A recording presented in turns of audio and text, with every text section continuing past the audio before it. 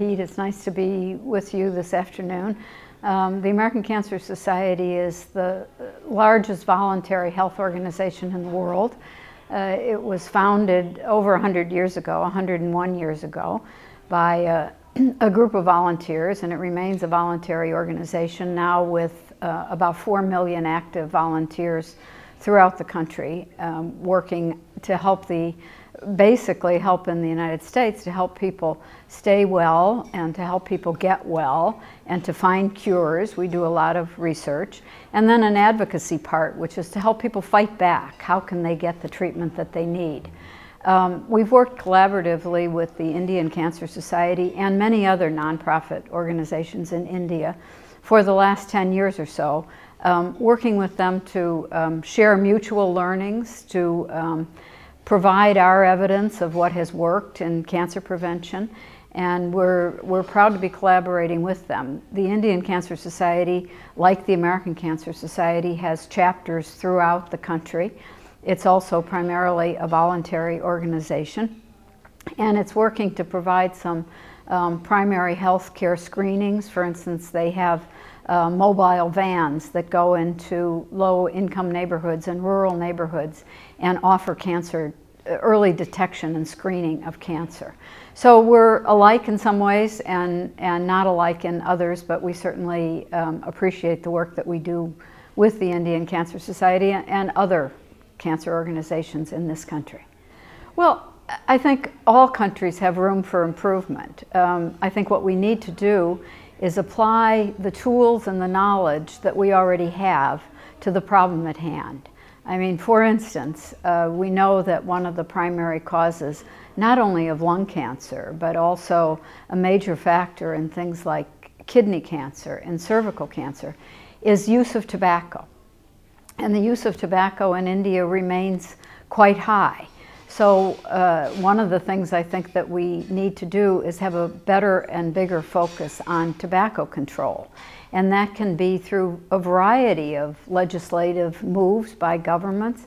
It's also, we know that the single most important factor, at least in reducing American use of tobacco from over 50% of the people in 1964 to less than 20% now, has been a rise in cost. So about 75% of the drop in usage has been because taxes have been raised to the point where the product, especially to young people who start smoking when they're 12 years old or 14 years old, the cost becomes too much, and so they never start. So I think one of the big lessons and one of the things that India would be wise to look at if it wants to control a cancer epidemic would be the use of tobacco. In the case of India, not only tobacco through cigarettes, but tobacco through hand-rolled cigarettes like beady cigarettes, and a lot of smokeless tobacco, which tends not to be taxed at all because it's produced at the village level and consumed at the village level, but has a very great health impact. So that's one area where I would see there's some room for improvement, and that's not to say that we are doing it perfectly. A tobacco-free nation would be an aspirational goal, and if we saw a tobacco-free world, it would make an enormous difference. Currently, around the world, there are about 8 million deaths every year from cancer, just over 8 million deaths. And by the way, that's much larger than the deaths from malaria, HIV/AIDS, and tuberculosis combined, which we hear a lot about. But 8 million deaths just from cancer.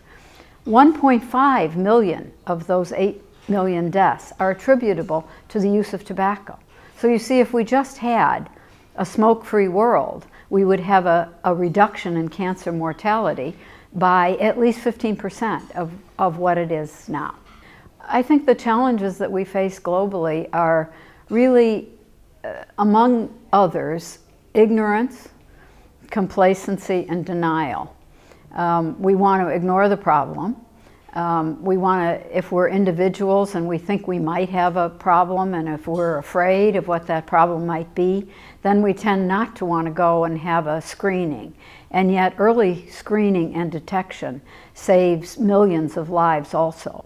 Many, many, many cancers can be cured or at least put in remission for decades if they're just caught early enough. So I think one of the things that we need to do is to encourage that there be more screening in primary health facilities, not just in cancer hospitals, but that people can go to a medical provider who's close to them and get accurate information and accurate screening.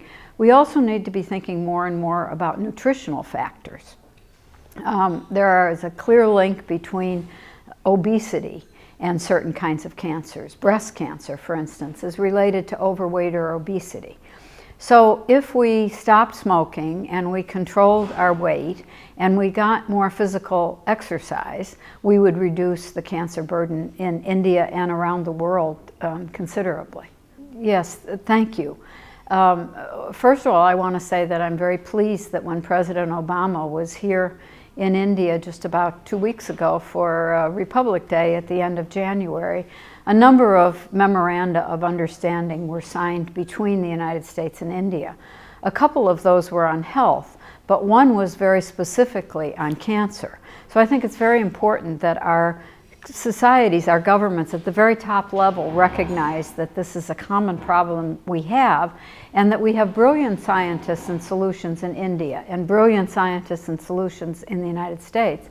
And we need to bring them together in a namaste for some really good collaboration.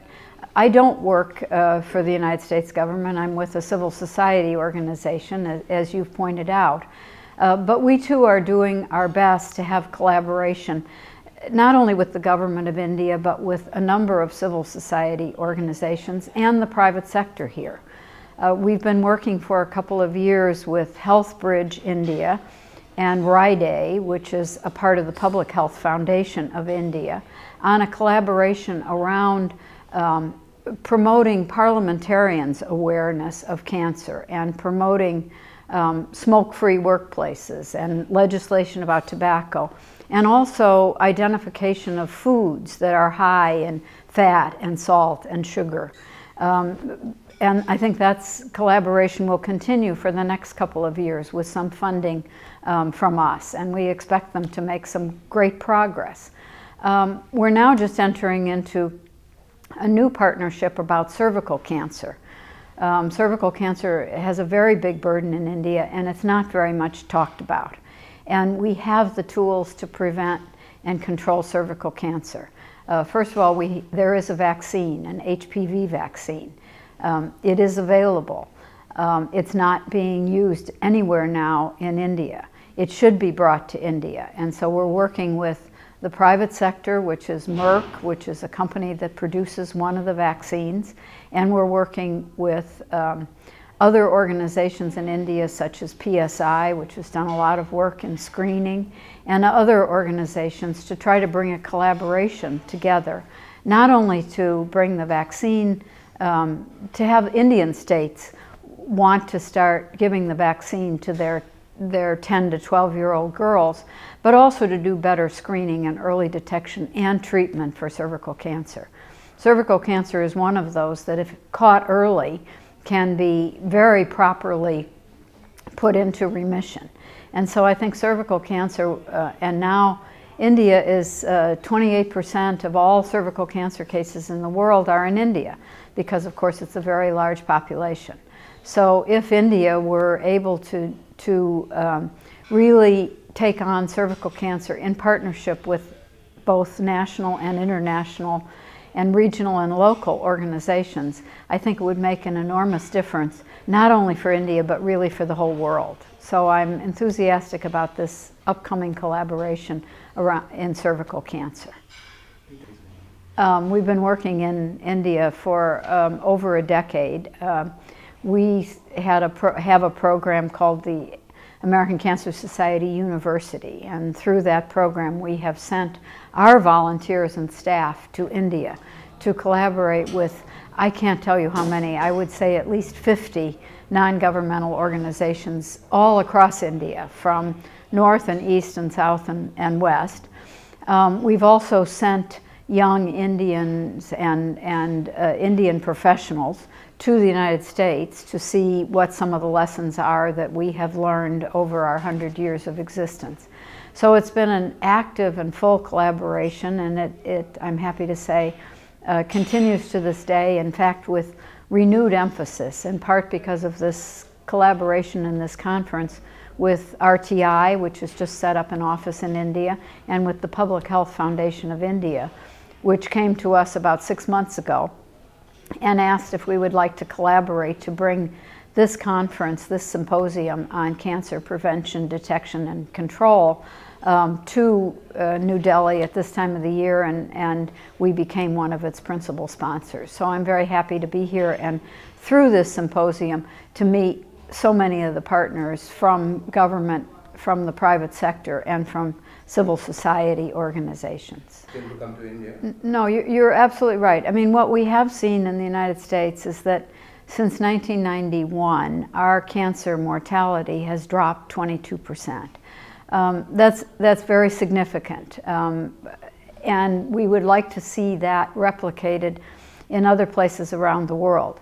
But I would urge everyone to realize that cancer is not a sprint. You know, it's a marathon. You have to start building in the right policies.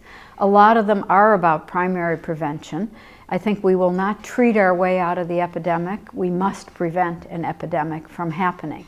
It's just beginning really to grow in India. So now is the time to stop it with prevention. But of course, we also need treatment, because some cancers are not preventable. They simply occur, either because we have genetic risk factors, or some cancers occur for reasons we really don't know. So we also need to be working on treatments. Many of them are affordable and low cost. I think all but 3 of the main chemotherapy drugs that we use in the United States are now available in India, I think made by Indian manufacturers, so available here. There is quite a lot of radiotherapy already happening. I think there probably needs to be more, but it's happening.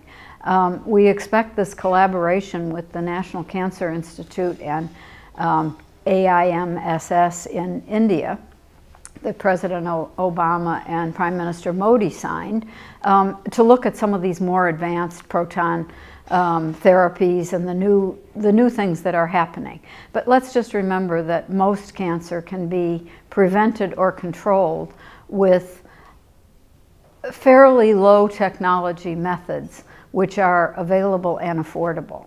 And so I'd like to see in the next 5 years that India really steps up, takes its rightful place in the world community as one of the largest nations in the world, begins to have an awareness campaign, which is really serious, in some way begins to have the same kind of war on cancer that we had in the United States starting with President Nixon in 1971.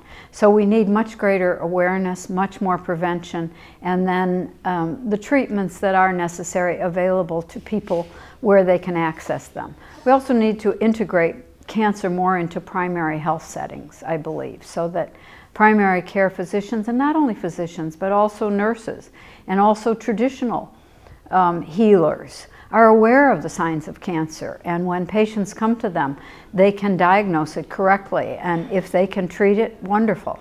If they can't, they know where to refer patients so that they can get the kind of treatment that they need in time to save their lives.